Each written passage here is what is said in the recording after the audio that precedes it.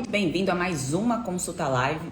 Para você que não sabe do que se trata, é uma sequência de vídeos que eu faço toda semana, toda terça-feira, onde eu explico os sinais e sintomas da síndrome fúngica ou quais são os alimentos que favorecem vencer a síndrome fúngica. E você pode acompanhar por aqui tudo que envolve isso e o estilo de vida também saudável.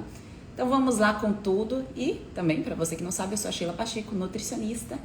E o foco aqui é terapia nutricional antifúngica. E vamos com tudo! Deixei disponível, toda semana eu deixo disponível 2 temas para que vocês selecionem um dos temas, para que a gente converse aqui de uma forma um pouco mais profunda, para que eu tire dúvidas de vocês em relação a isso também, para que isso seja um despertar, para que você comece de vez o seu tratamento para vencer a síndrome fúngica, tá certo?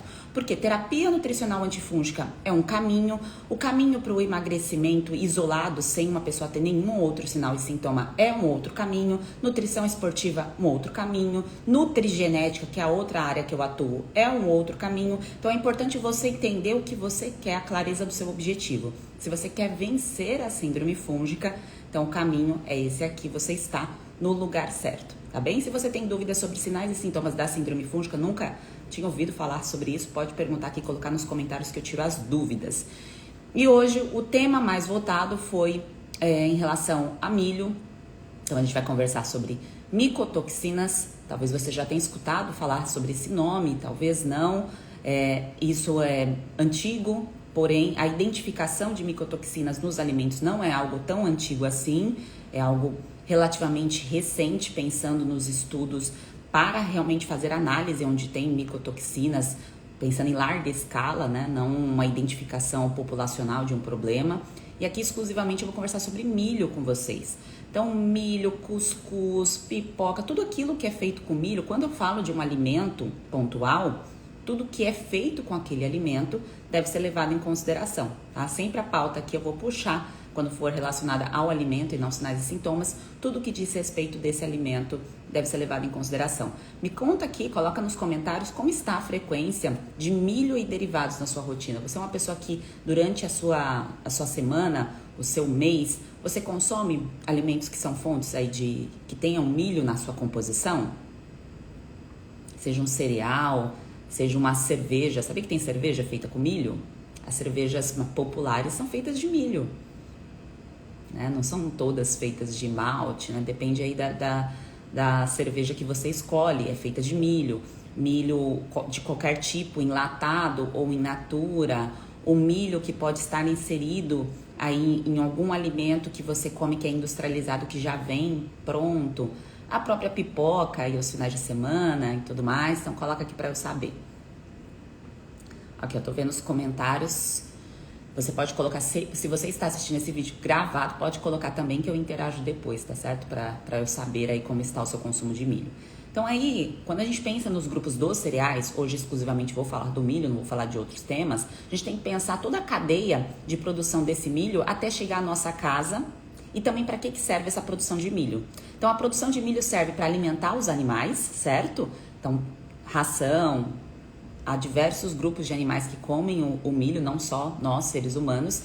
E esse milho até chegar à nossa casa, como foi a produção desse milho? A gente não consegue ter controle disso, certo? A gente não consegue ter controle da grande parte dos alimentos que a gente consome. O que a gente consegue ter controle é aquilo que chega na nossa casa, como eu armazeno, como eu guardo, como que eu percebo o sabor do alimento, como eu vejo a qualidade do alimento, como eu vejo onde esse alimento estava no supermercado. Então eu até anotei alguns pontos aqui para não deixar de falar para vocês, que quando você está de fato preocupado com você, em estar na sua melhor fase, porque aqui nós trabalhamos com o ótimo, a gente não trabalha com mais ou menos. Então você quer estar ótima. Você não quer estar, às vezes eu estou bem, às vezes eu estou mal. Não. Terapia nutricional antifúngica é para te elevar, é para te colocar num degrau mais alto, é para você ser realmente aquela mulher, aquele homem que está aqui para servir, para transformar a partir daquilo que você faz por você, para depois você transbordar para outras pessoas. E para isso a gente precisa buscar o nosso ótimo. E se a gente aceita qualquer coisa, se a gente, isso aqui é frescura, não tem que me preocupar com isso, eu consumo isso assim mesmo, fica com esses pensamentos repetitivos, você está dizendo para si que você merece qualquer coisa, que qualquer coisa pode ser consumida, que o seu corpo merece qualquer alimento, que que você não se importa em se intoxicar. E quando você vira a chave, você fala, não, eu não aceito qualquer coisa, quase eu derrubo aqui o celular. Eu não aceito qualquer coisa, eu quero um melhor alimento, eu quero entender e aprender para eu de fato colocar o meu corpo para funcionar do jeito certo, aí você está no seu estado de elevação. Então tudo começa com um merecimento. E tem momentos da vida que você pode se sentir que não é. Eu não me sinto merecedora do melhor alimento, da melhor nutrição. Eu vivo à base de sacrifícios e de adoecimentos e que a vida é assim. Não, isso tem que ser tirado, tá certo? Então trago essa introdução porque você precisa transbordar para que isso faça sentido para você e para que realmente você resolva isso, tá bem? Então é a hora de transbordar e não aceitar qualquer coisa, nem qualquer alimento em sua vida, tá? Então voltando lá à parte do transporte. Então aquele alimento, dependendo de como ele foi produzido, foi transportado até chegar na sua casa, ele já pode ter passado por um processo ali de umidade, de calor. Milho, tá? Nós estamos falando aqui do milho. E ali, o tempo que fica na tua casa aberto a embalagem, então você abrir um saco para fazer pipoca, por exemplo. Então você deixa isso dentro do seu armário, você esquece esse alimento lá. E a região onde você mora é uma região um pouco mais úmida, uma região um pouco mais quente. Ambiente quente e úmido favorece o quê?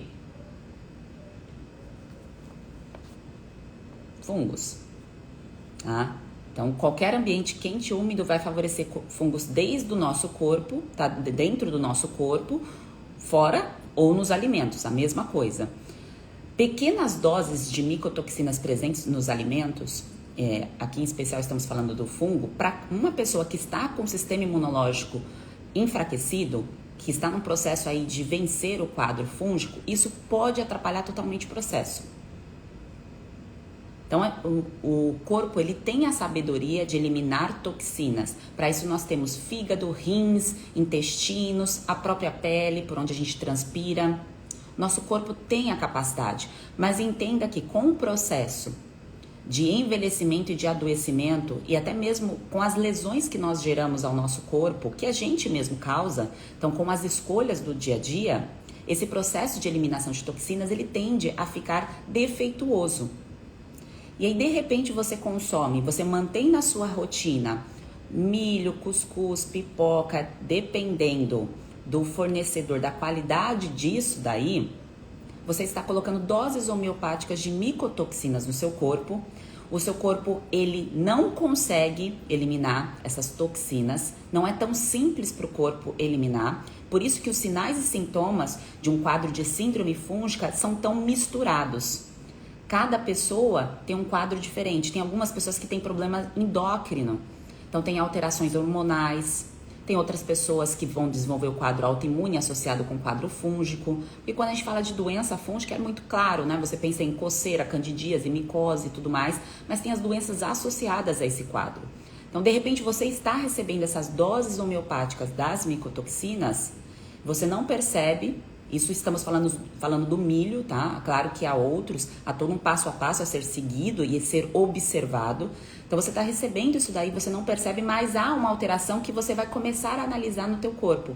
Então você vai notar que de repente você quer desenvolver um desempenho um pouco melhor ali em relação às atividades do dia ou exercício físico e você não consegue, você não tem força, não tem ânimo, porque há um processo de má absorção acontecendo. Os tecidos não conseguem aproveitar, colocar esse nutriente dentro da célula para que você revigore, para que você se sinta ótima. E nesse tempo, há o acúmulo de micotoxinas porque você não está conseguindo eliminar essas toxinas do jeito certo. Ontem, inclusive, pessoas bem nutridas dentro do método, ontem a gente conversou sobre a fase de eliminação.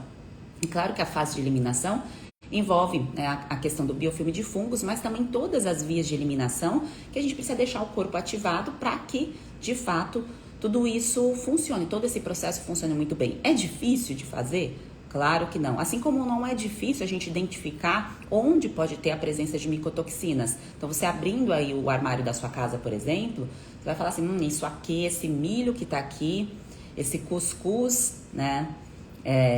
Esse próprio espiga de milho já está há algum tempo aqui na minha geladeira ou eu não armazenei direito, então eu vou me responsabilizar em não consumir isso daqui porque eu não quero ficar recebendo doses de adoecimento, eu quero doses de saúde.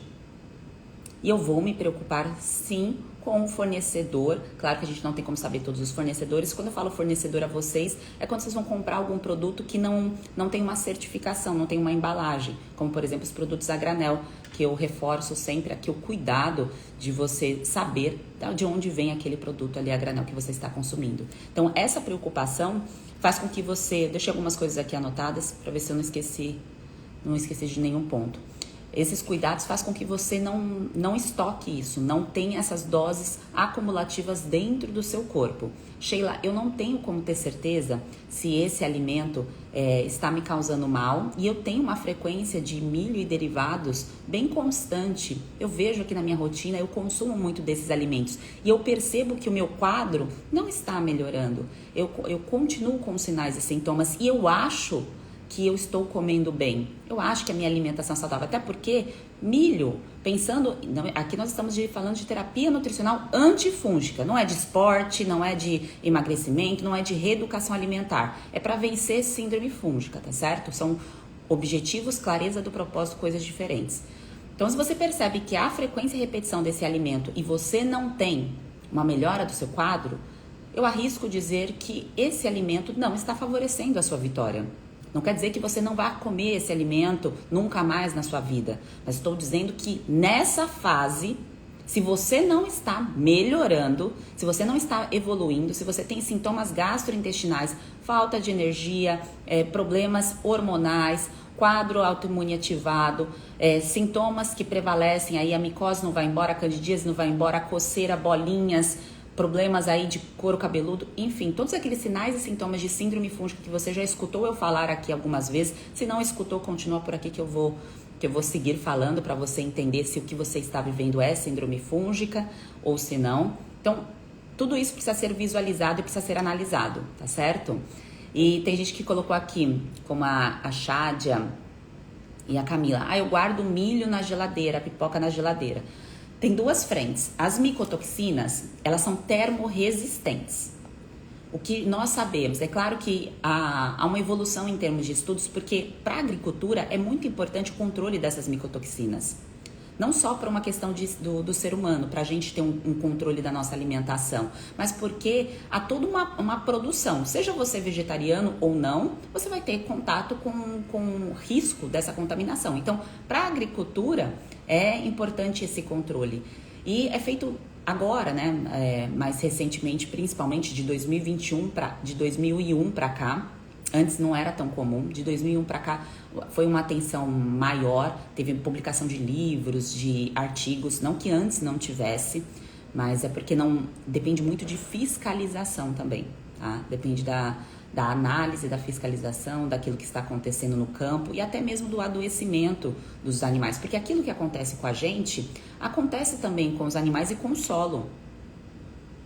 Veja só, é uma cadeia, né? Se um animal entra em contato com micotoxinas, esse animal vive doente, ele não responde positivamente ali ao ambiente, esse animal não consegue procriar. No solo, a mesma coisa, se há uma contaminação, se o solo fica resistente ali àquela quantidade de inseticidas que são colocados, o solo fica pobre nutricionalmente, então o alimento que vai ser produzido talvez não seja tão resistente a bichos e tudo mais, e aí há toda uma dificuldade nessa produção. Então, estão avançando aí os cuidados com relação ao alimento, a questão da micotoxina. Porém, voltando ao assunto da questão do termorresistente, do quente, do frio, lembramos que mesmo chegando em temperaturas a 500 graus, observa-se que quando há toxina no alimento, continua lá essa toxina. Só que a gente não consegue mensurar em detalhes quanto que pode te fazer mal. Porque há uma dose que é permitida, porque a gente não tem como exterminar fungo da galáxia, da Terra, a gente não tem como fazer isso. Então, as fiscalizações permitem que tenha uma quantidade ali no alimento. E quando você mantém a frequência e a repetição dos alimentos que são mais contaminados com micotoxina, como o milho, que é a nossa pauta de hoje, essa quantidade que é permitida por lei para você pode fazer um baita estrago no seu processo de vitória, no seu processo de vencer a síndrome fúngica. Num processo que você está ótima, maravilhosa, seu corpo está dando conta, não vai fazer estrago, seu corpo vai conseguir eliminar isso, tá certo?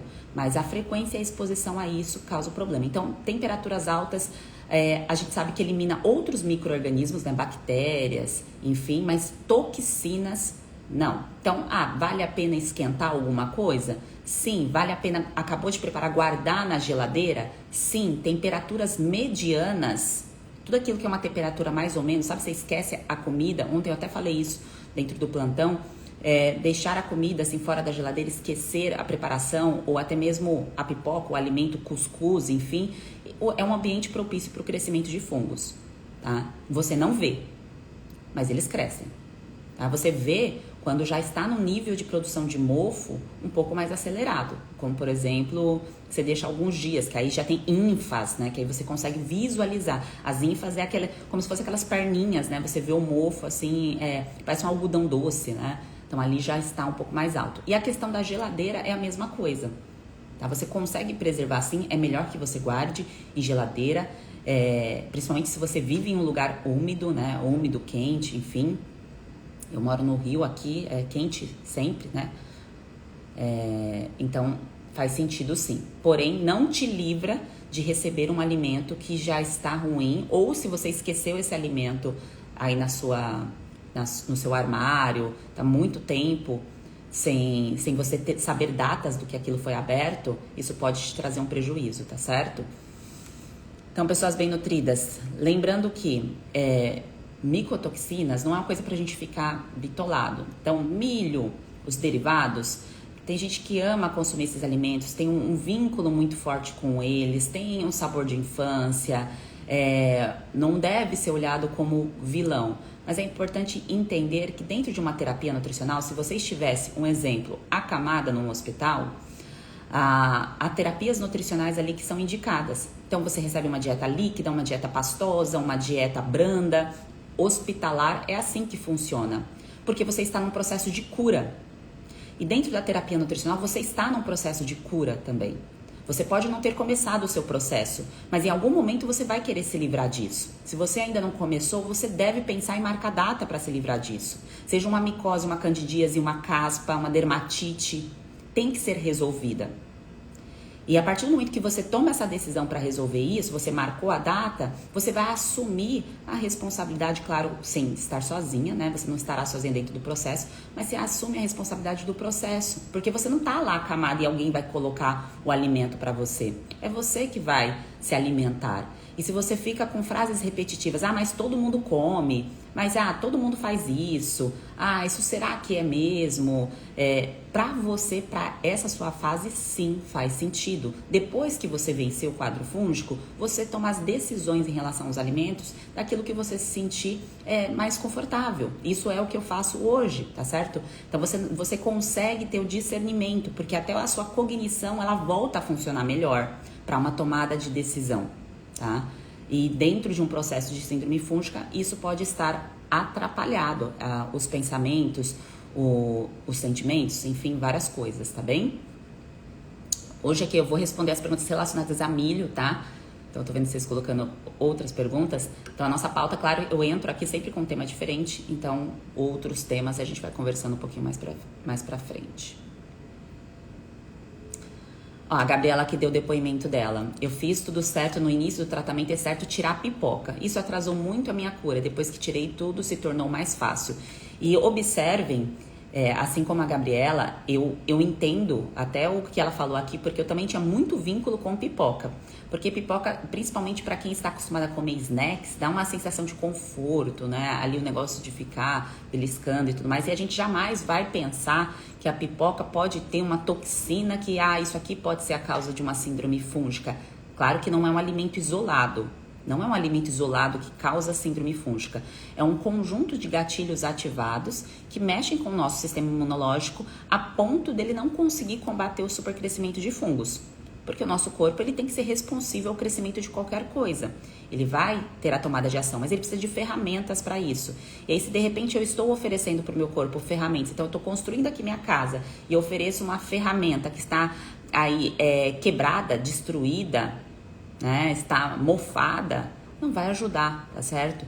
E dentro do processo, a pipoca, para algumas pessoas, não quer dizer que isso seja para todas.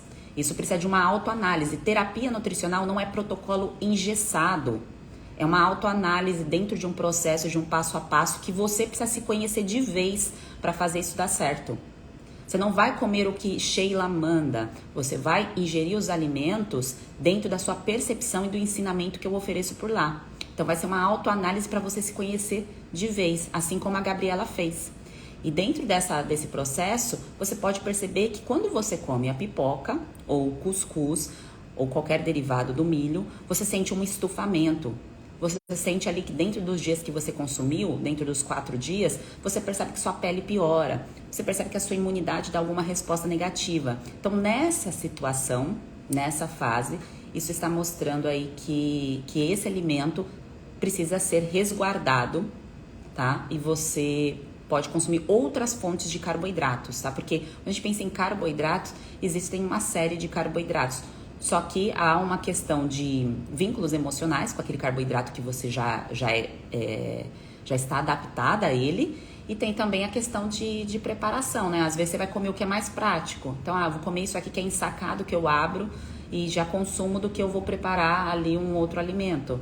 Então, existe toda uma elevação ali do próprio autocuidado mesmo. Aquilo que a gente conversou no início. Do merecimento, do alimento de qualidade, do cuidado, enfim. Aí visuou aqui, vamos tomar sol, galera, só assim para não se contaminar. Esse é um pensamento muito pobre, Ivi, de você pensar assim que você conhecer e entender sobre o assunto é você viver dentro de uma bolha e achar que tudo não pode. Se você prestar atenção no que eu estou explicando aqui desde o início, tudo que eu estou falando se refere a autocuidado e você não aceitar qualquer coisa. E talvez você esteja numa fase que você não se preocupa mesmo, você deixa a sua vida te levar e você consome qualquer coisa. Você aceita qualquer alimento, você aceita qualquer qualidade de comida na sua mesa. Tem fases da vida que a gente vive assim. Eu já vivi essa fase. Pode sim, tudo um pouco, que o seu corpo, ele dá conta de tudo. Vai lá, come de tudo um pouco o tempo todo. Final de semana, 3 dias da semana, vai lá, come de tudo um pouco. Aí você olha suas fotos, olha o seu antes e depois e você vê que no presente, no dia de hoje, você está pior que no seu passado. E aí há um sério problema nisso, porque no presente a gente tem que estar melhor que no passado. Se eu no presente estou pior, tem muita coisa errada acontecendo aí. E não é tomar sol e beber água, claro que ajuda. Então você beber água e tomar sol vai te ajudar no processo. Mas a percepção de você se olhar em frente ao espelho, olhar as suas metas em relação ao seu ano, ter o discernimento do que você quer para você como mulher, qual é a evolução que você deseja e ver se você está no caminho certo, né? Porque tem pessoas que, eu não tem problema eu estar pior do que no passado. É assim mesmo, eu tô envelhecendo, tem que estar pior mesmo, mais doente, com mais sinais e sintomas. Tem gente que aceita isso. E é claro que quem acompanha aqui o meu conteúdo e vira essa chave pro olhar diferenciado, pro alimento e pro autocuidado, pro autoamor, não vai aceitar qualquer coisa. E vai ter o discernimento de prestar atenção, em evoluir, e entender que terapia nutricional tem data para começar e data para terminar. E que depois é uma questão de caminho, né? O que você vai querer depois. Depois eu quero me programar para uma gestação, depois eu quero trabalhar para a parte de nutrição esportiva, depois eu quero ir para a nutrigenética. E aí o milho, você pode mergulhar e sambar nele se você quiser, desde que você não esteja cheia de sinais e sintomas, né? Tânia colocou aqui sobre congelar, já falei. A Dani botou, Sheila, procura evitar ao máximo produtos modificados pela indústria. Como o assunto é milho, sempre tive dúvidas sobre a polenta, que é feita do fubá. Quais as restrições quanto a ela? Todo o processo de industrialização, quando a gente pensa, por exemplo, numa produção de milho, eu comer a espiga de milho, eu tenho mais um olhar melhor para a qualidade desse alimento do que eu consumir uma farinha feita desse milho. Todo o processo que mexe no alimento pode, durante esse processo, ter mais risco de contaminação. Que eu digo é o crescimento dessas toxinas. Então, é melhor eu comer o milho ou comer a farinha do milho? É melhor comer o milho. é melhor comer o milho, certo? Agora, a gente não tem como ter certeza, Dani, que o alimento que é feito à polenta não tem nada de contaminação. Como eu disse a vocês, a gente não tem como nos blindar de fungos na face da terra. Mas há uma autoanálise, uma percepção que você vai observar, a palavra é essa mesmo, uma autoanálise que você percebe quando você come esses alimentos, como você se sente. Você se sente ótima quando come esses alimentos ou você sente uma piora no seu quadro? Porque doses pequenas de toxinas que são permitidas por lei, dentro de um processo que você está adoecida, para você pode te fazer mal. Você pode, e como você vai perceber, Sheila, qual o exame que eu faço? É olhar para si. É um momento de atenção, que você vai prestar atenção em você, claro, sem neura, sem estar bitolada, mas fazer essa autoanálise, tá certo? Então, entre farinha e refinados, prefiro o alimento in natura, tá certo? Sim, o plantão de dúvidas está gravado, tá bom, Rita? Tá lá na plataforma, quer dizer, não subiu ainda na plataforma, sobe hoje, tá bom? A Aline perguntou sobre o milho cozido, eu já falei. Camila, o cuscuz não transgênico guardado na geladeira depois de aberto, é correto? Nunca deixe no armário. Sim, eu sugiro que guarde na geladeira, é melhor.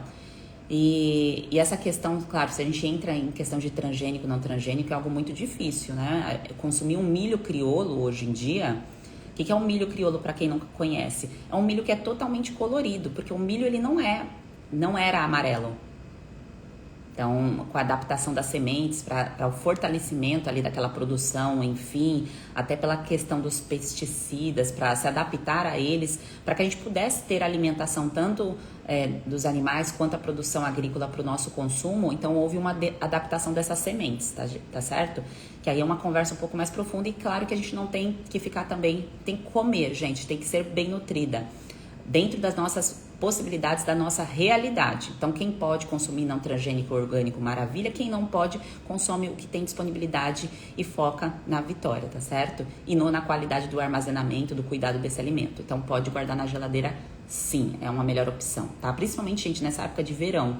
Em nome de Jesus, não deixe esses alimentos aí no calor, ambiente úmido, tá? Tomem cuidado com isso.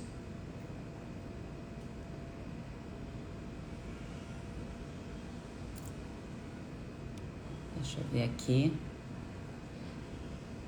Aqui vocês estão perguntando de outros alimentos. Eu não vou entrar nessa pauta porque eu vou fazer vídeos curtos, tá, para vocês. Então, a partir de agora, a gente vai selecionar uns temas, vídeos curtos, até para ficar mais fácil de vocês assistirem antes, depois, porque nem todo mundo consegue assistir ao vivo. Mas quando a gente pensa em cereais, em outros alimentos, quando envolve micotoxinas, isso pode estar presente em alguns grupos especiais de alimentos, tá certo? Então, por exemplo, o grupo da aflatoxina, presente no amendoim, que o risco maior é naquilo que é picado, digamos assim, a paçoca, aquilo que é produzido, tá certo? Então, é uma conversa aí um pouco mais profunda que a gente precisa ter sobre cada grupo de alimento, frequência e repetição, tá certo? O que eu quero que vocês saiam daqui é um olhar atento, né, sem neura, para aquilo que você deixa guardado aí dentro do seu armário, o tempo de consumo, se o ambiente que você vive é muito quente, muito úmido, guarde as coisas na geladeira e saiba que se você esqueceu fora da geladeira, então você fez lá o seu cuscuz, você decidiu comer o cuscuz, você esqueceu isso fora da geladeira, mesmo que você coloque em calor, o que está criado lá dentro do cuscuz não consegue ser eliminado totalmente com fogo, tá? Não é responsivo assim, coloco no fogo e elimino. Então, durante a sua terapia nutricional, exige essa atenção maior. Lembre-se, se você estivesse internada num hospital, teria essa atenção maior. Se você está com sinais e sintomas, exige essa atenção por sua parte. Porque você quer a vitória. Você quer estar ótima. E se aqui você está, nem estou fazendo nada, eu estou escutando esse conteúdo pela primeira vez, isso já é um despertar. Isso já é um autoconhecimento de algo que talvez você nunca tivesse escutado na sua vida. Você nem ia se preocupar, né, em se milho ia ter toxina ou não, tá? Sobre a qualidade dos alimentos, nem sempre a gente tem a informação de base. Mas eu estou aqui oferecendo isso de forma gratuita para que você tenha aí uma elevação de pensamento sobre aquilo que você aceita como merecimento, né? Então vai comer uma comida feita de qualquer jeito ou vai ter um consumo aí um pouco mais cauteloso durante o seu processo de cura, tá certo? Um ótimo dia para vocês, vamos com tudo. Quem está no método, vai lá ver os conteúdos, tá? O seu foco deve ser lá, pergunte sempre que tiver dúvidas, tá? Estamos lá com tudo. E para você que não está ainda, não virou a sua chave, siga por aqui, tem o seu despertar em breve, tá bem? Continue acompanhando os conteúdos. Esse conteúdo aqui acontece todas as terças-feiras, tá bem? Um grande beijo, ótimo dia para vocês. E se ficou com alguma outra dúvida, deixa aqui nos comentários. Um beijo.